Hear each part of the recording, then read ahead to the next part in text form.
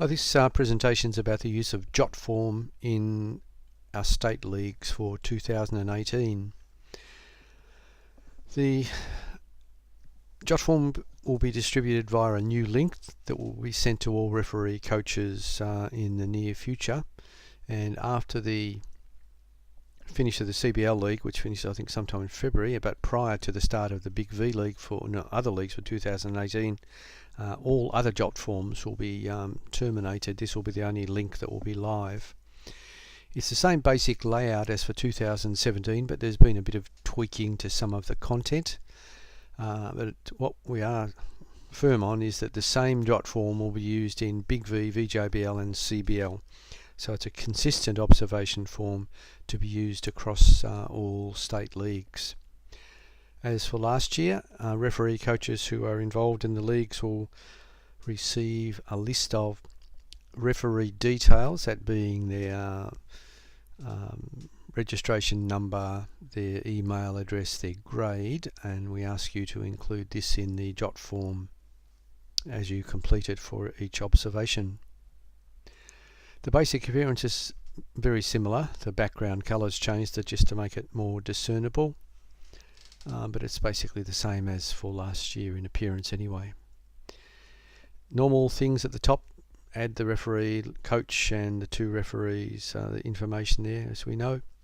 The general game performance is the same structure, although the wording in the blue boxes changed slightly to be more consistent with what is being used by NBL and FIBA and SEABL. The rating stays the same, the game difficulty stays the same, but we are asking now for a general idea of how the official coped with the game, with a drop down out of 5 as indicated by the criterion listed in the table and just below. We're also asking referee coaches to indicate their feelings about the capacity of this referee in future appointments.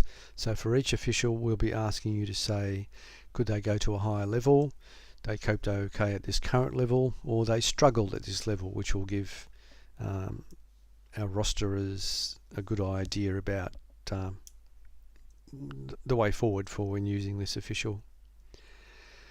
A major change is down the bottom of the screen is that you now preview your answers before you submit them. This gives you an on-screen indication of what all the data is that you've entered, so you'll quickly see where things are missing or where perhaps you've misspelt a word. There'll be a back button for you to go back into the form and correct it. Once you've done your corrections and happy everything's right, you can then hit the submit button. But this is a very good time to make sure you are connected to the internet, because when you open up the Jotform from the link, it's possible that your internet connection may drop out during the period. This doesn't affect your capacity to complete the form, but if you try and submit the form when you aren't connected to the internet, then it can hang. So the process is complete the form, go to the preview button when you're happy, double check you're connected to the internet, and then hit the submit button and you'll get the big tick to say all is okay. There's a paper version that'll be available to record notes if you prefer to do your Jotform when you get home. That's fine, you can complete the details as you wish here to make the home completion that little bit easier. Please keep in mind we want you to get the Jotforms in before the end of the week after the game. It might even be the Thursday after the game, I'm not too sure, but delayed Jotforms are of limited use.